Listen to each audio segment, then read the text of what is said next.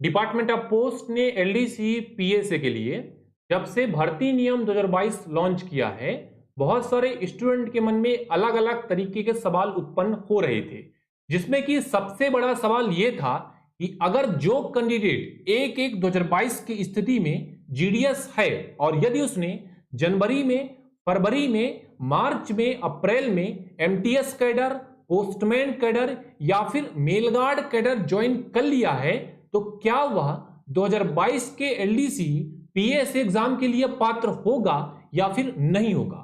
अगर पात्र होगा तो किस कैटेगरी के लिए होगा, कैटेगरी ए के लिए होगा, कैटेगरी बी के लिए होगा या फिर कैटेगरी सी के लिए होगा। अगर आपको कैटेगरी ए का मतलब, कैटेगरी बी का मतलब या फिर कैटेगरी सी का मतलब नहीं पता है, तो सबसे पहले आप जाके भर्ती नियम पीएसए 2022 का वीडियो जरूर से देख लीजिएगा, क्योंकि वो वीडियो आपको क्लियर कर देगा कि 2022 में सिलेक्शन का प्रक्रिया क्या होने वाला है। Hello friends, welcome to GP online classes YouTube channel. आप सभी का एक बार पुनः एक और नए वीडियो में हार्दिक स्वागत है। अगर आपको ये वीडियो पसंद आता है तो वीडियो को लाइक कर दीजिएगा।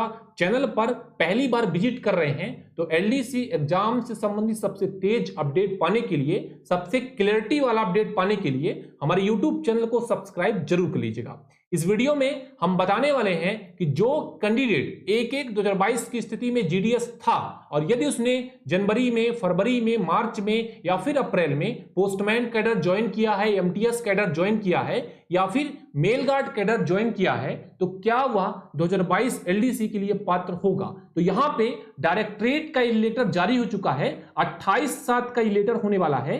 Government of India, ministry of communication ने सभी सीपीएमजी के लिए ये लेटर जारी किया है और लेटर संबंधित है clarification regarding eligibility of official in connection with LDC competitive examination for promotion appointment to the postal assistant, sorting assistant. अब हुआ यह है कि जब फॉर्म भरना चालू हुआ और फॉर्म भरने का लास्ट डेट समाप्त हो गया, तो फॉर्म जो है बहुत सारे डिवीजन में एक्सेप्ट भी कर लिए गए थे। बहुत सारे जीडीएस ये बोल रहे थे कि सर हम तो 1/1/2022 की स्थिति में जीडीएस थे तो हमारा फॉर्म तो एक्सेप्ट होना चाहिए। तो बहुत सारे डीओ में फॉर्म एक्सेप्ट कर लिए गए हैं और बहुत सारे मुझे क्वेरी आए हैं कि बहुत सारे डिवीजन में फॉर्म एक्सेप्ट नहीं किए गए हैं। लेकिन जिस कैंडिडेट के फॉर्म एक्सेप्ट किए गए थे, तो फॉर्म एक्सेप्ट होने के बाद फॉर्म रीजनल ऑफिस गया और रीजनल ऑफिस से सर्किल ऑफिस गया। तो सर्किल के पास जब ये फॉर्म पहुंचा तो वहां पे सबसे बड़ा सवाल ये उत्पन्न हुआ कि जो जीडीएस 1/1/2022 की स्थिति में अगर वो जीडीएस है और उसने यदि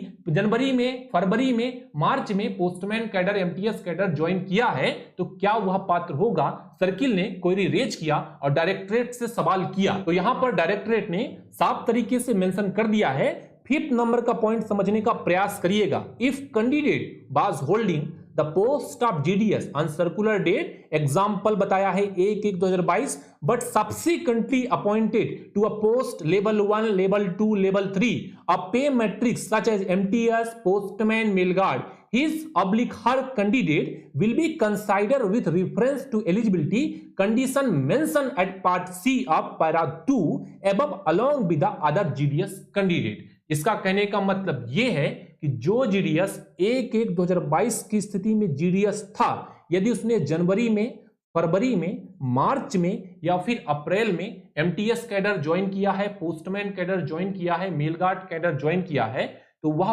पात्र होगा 2022 के एलडीसी पीएस एग्जाम में। लेकिन उसे कैटेगरी बी में नहीं रखा जाएगा बल्कि कैटेगरी सी में रखा जाएगा, पार्ट सी में रखा जाएगा। मतलब जो जीडीएस जिनका 5 साल का सर्विस कंप्लीट हो गया है, उन्हीं के साथ उनको काउंट किया जाएगा। सवाल यह भी उत्पन्न हो रहा था कि सर हमने जीडीएस में 10 साल का सर्विस कंप्लीट कर लिया है और हमने फरवरी में, मार्च में या फिर अप्रैल में MTS cadre, postman cadre join कर लिया है, तो हमारे टोटल मिला के 8 साल से ऊपर तो हो रहे हैं, तो हम तो वैसे भी पात्र होने वाले हैं 2022 के एलडीसी पीएस एग्जाम के लिए। लेकिन डायरेक्टरेट ने ये क्लियर कर दिया है कि आप एलिजिबल तो हैं, लेकिन आप कैटेगरी सी के लिए एलिजिबल हैं, कैटेगरी बी के लिए एलिजिबल नहीं है। क्योंकि कैटेगरी बी में यह बोला गया था कि 1/1/2022 की स्थिति में आपका सर्विस जो है जीडीएस प्लस एमटीएस या फिर जीडीएस प्लस पोस्टमैन मिला के आपका 8 साल होना चाहिए। तो आपका 1/1/2022 को मिलाकर तो 8 साल नहीं हो रहा,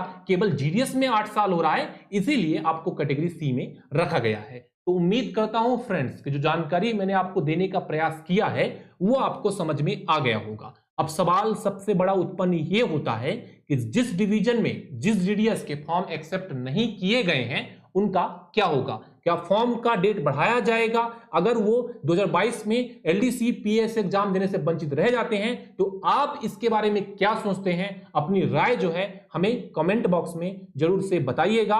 उम्मीद करता हूं ये वीडियो आपको पसंद आया है, जानकारी आपको पसंद आया है तो लाइक करिएगा, शेयर करिएगा। चैनल पर पहली बार विजिट कर रहे हैं तो एलडीसी एग्जाम से संबंधित सबसे तेज अपडेट, सबसे क्लैरिटी वाला अपडेट पाने के लिए चैनल को सब्सक्राइब जरूर कर लीजिएगा। थैंक यू गाइस, जुड़ने के लिए आप सभी का धन्यवाद।